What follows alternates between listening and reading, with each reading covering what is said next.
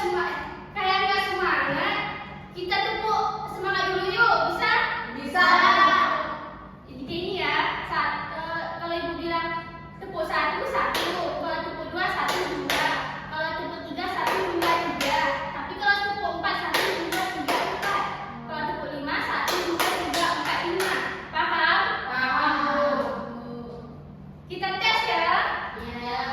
Yang semangat ya. Iya, Bu. Yang semangat ya. Iya, Bu.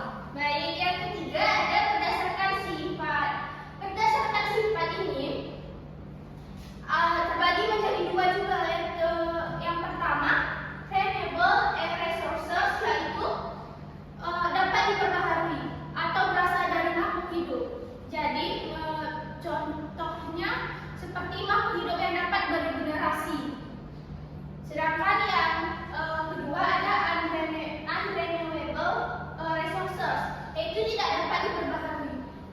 Contohnya nih, minyak bumi. Minyak bumi itu sebenarnya bisa diperbaharui, tetapi dalam waktu jangka yang bagus. Minyak bumi itu terbentuk karena adanya plankton, tetapi dalam proses minyak bumi kita harus menunggu bisa sampai 100 tahun lamanya. Jadi unrenewable resources ini bisa diperbaharui,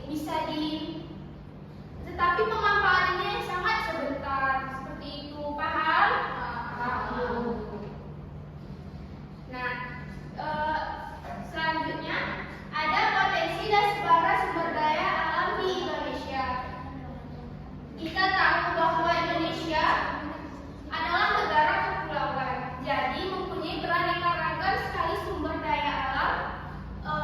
Salah satunya adalah hutan.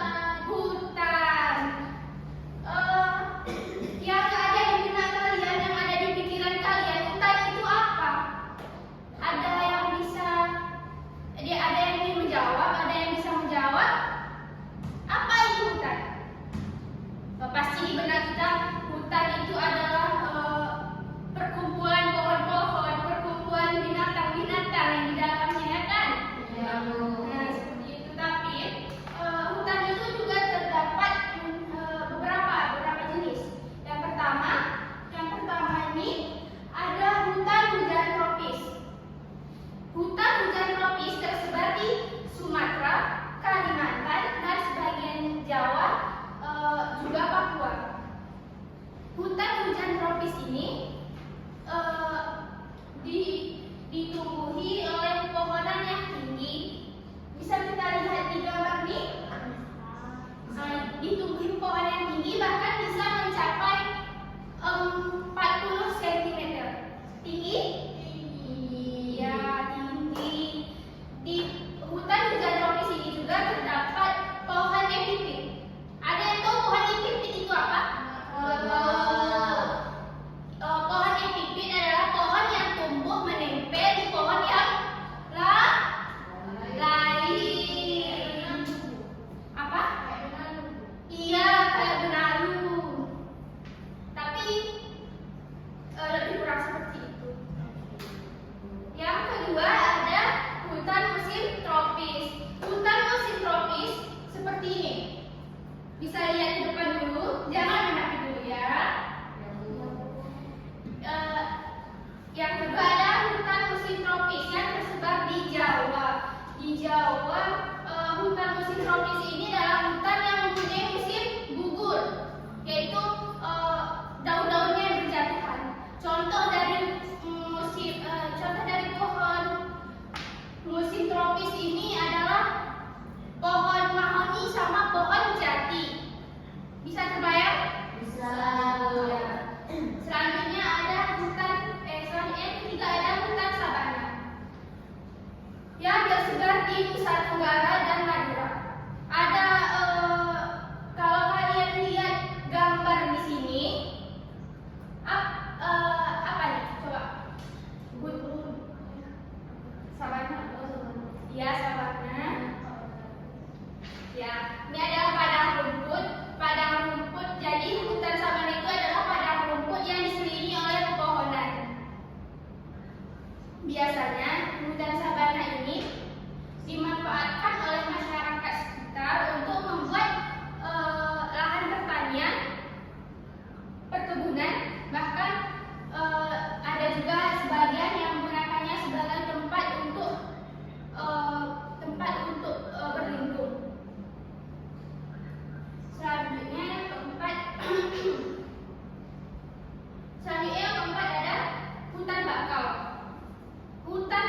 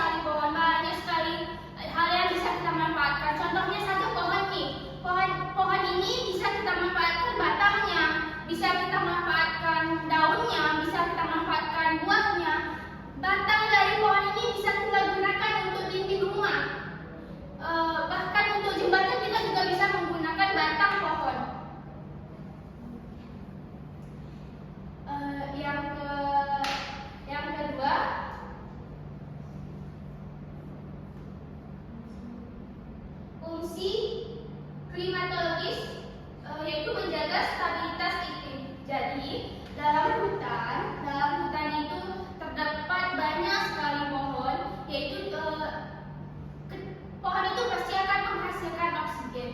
Seperti itulah, yaitu bisa menjaga stabilitas iklim, di mana fungsi hutan itu bisa mengeluarkan oksigen untuk makhluk hidup. Yang ketiga, fungsi edafi, yaitu menjaga kesuburan tanah. Di hutan terdapat pepohonan yang bisa menggugurkan daunnya. Setiap pohon pasti akan menggugurkan daunnya dan jatuh ke tanah. Jadi daun yang jatuh ke tanah akan membusuk dan dapat menjadi pupuk alami untuk tanah, sehingga tanah itu bisa menjadi subur. Dan itu adalah fungsi ketiga dari hutan, itu menjaga kesuburan tanah. Yang keempat yaitu fungsi hidrologis, menjaga kondisi dan kestabilan cadangan air tanah. Maksudnya, yang keempat ini misalnya turun hujan yang sangat lebat, turun hujan yang sudah beberapa hari atau bahkan seharian, turun hujan yang lebat, maka ketika tidak ada pohon, maka itu akan langsung jatuh ke tanah. Jadi tidak semua tanah dapat menyerap air hujan tersebut, karena air tanah itu langsung jatuh ke tanah. Karena air hujan itu langsung jatuh ke tanah. Jadi yang akan diserap oleh tanah itu hanya bagian bawah air saja. Yang atasnya kemana? Yang atasnya itu akan flow, akan mengalir dan akan menyebabkan banjir. Jadi fungsi dari hutan ini yaitu ketika turun hujan, ketika hujan yang lebat seharian, akan tertimpa ke pohon dulu, akan tertimpa, artinya seperti ini, akan ada antrian untuk jatuh ke tanah. Jadi tidak langsung mengenai tanah dari langit langsung ke tanah, tetapi akan mengenai pepohonan dan daunnya akan disaring, istilahnya seperti itu. Jadi akan ada seperti antrian untuk masuk ke tanah dan bisa diserap oleh tanah, sehingga cadangan air tanah kita akan banyak, seperti itu.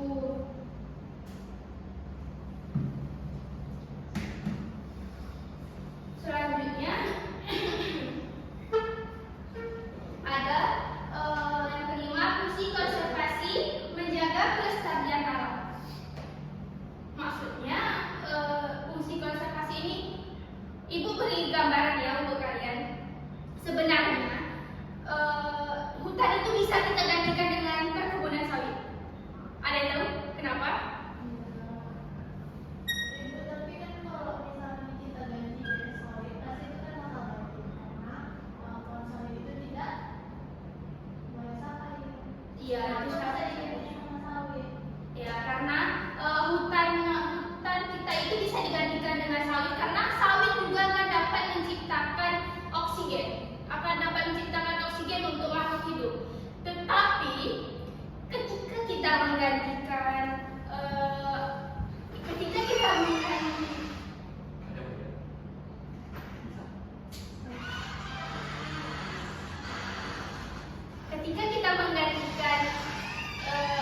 hutan dengan pohon sawit, di mana tempat tinggal untuk gajah?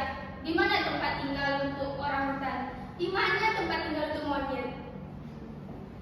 Jadi ketika kita menggantikan hutan dengan kelapa sawit ini dengan pohon sawit, maka tidak ada konservasinya.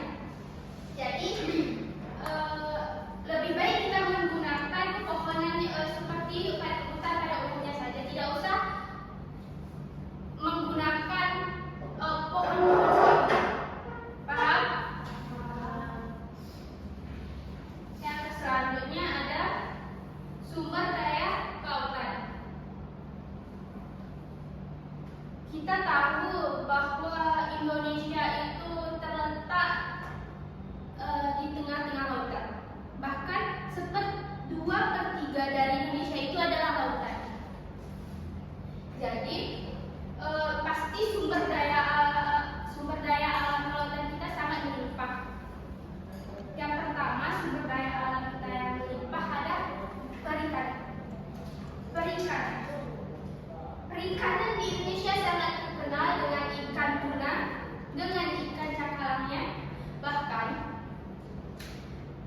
per tahun kita bisa menghasilkan 4 juta ton ikan. Untuk rumput laut, ikan, kerang dan lain sebagainya kita bisa menghasilkan 528 ton. Sedangkan kita bisa menghitung total sumber daya laut kita, yaitu bisa mencapai 71.935.000.000 dolar. Itu bukan rupiah lagi ya, itu sudah dolar.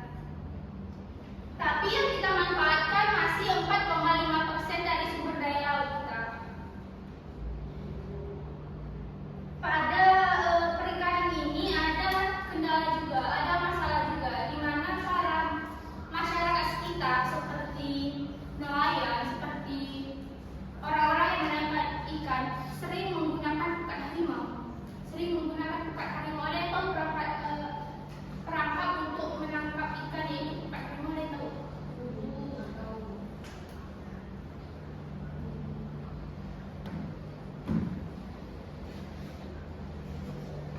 Pukat harimau ini iya, bisa merusak ekosistem laut, bisa menyebabkan mengurangi jumlah ikan, karena pasti akan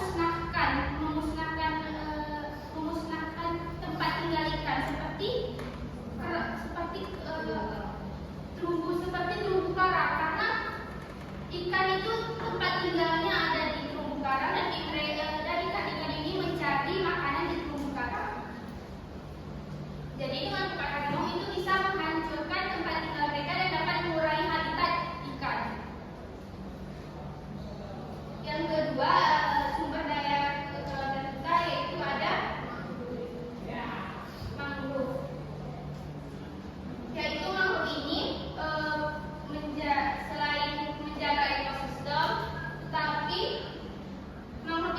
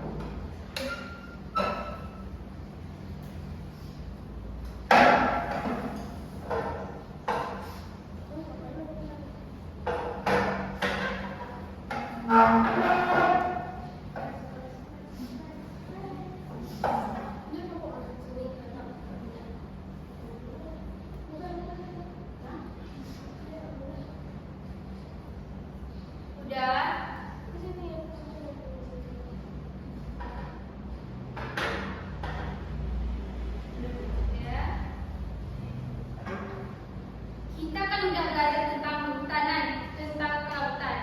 Jadi, Ibu akan bagi yang ini adalah tentang laut.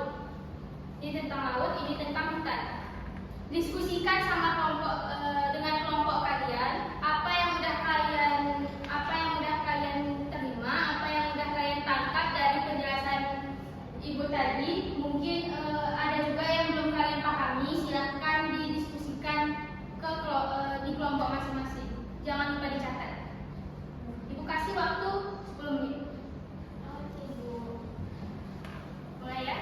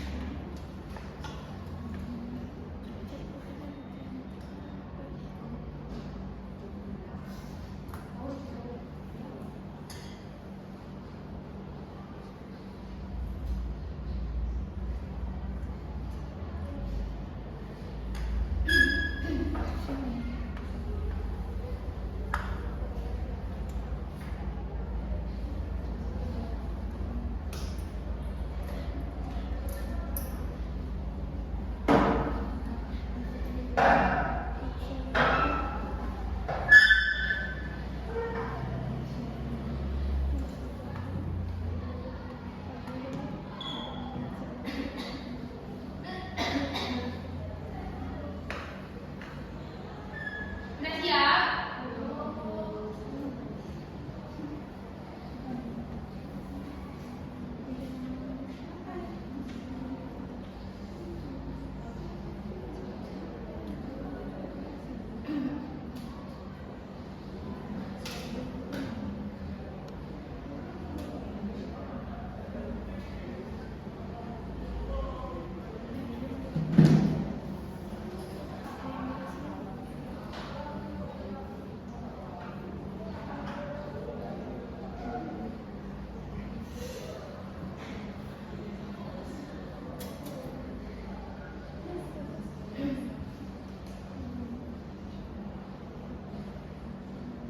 Waktunya 5 menit lagi ya.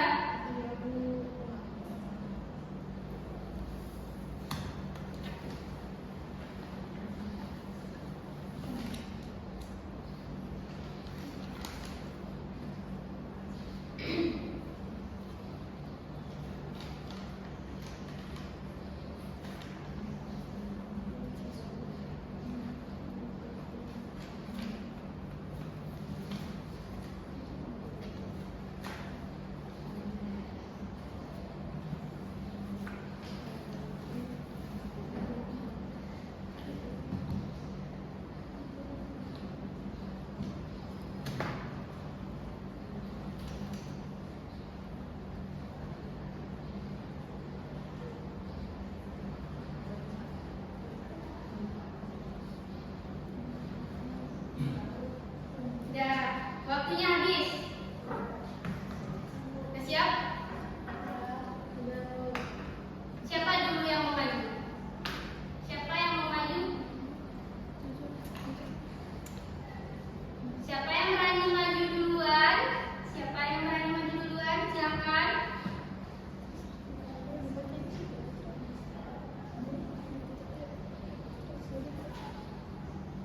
Nggak ada yang berani? Oke. Ibu pilih ya.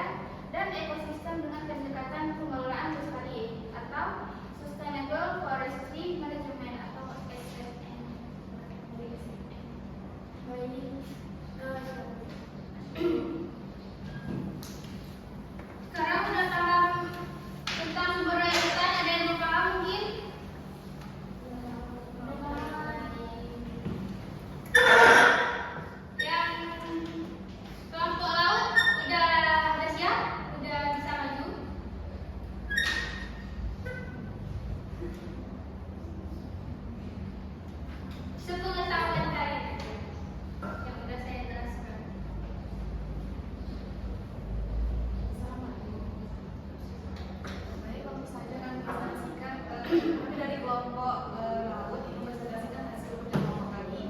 Nah, jadi yang dapat kami simpulkan, sumber daya kelautan itu adalah sumber daya alam yang terdapat di laut dan dapat dimanfaatkan untuk kepentingan manusia.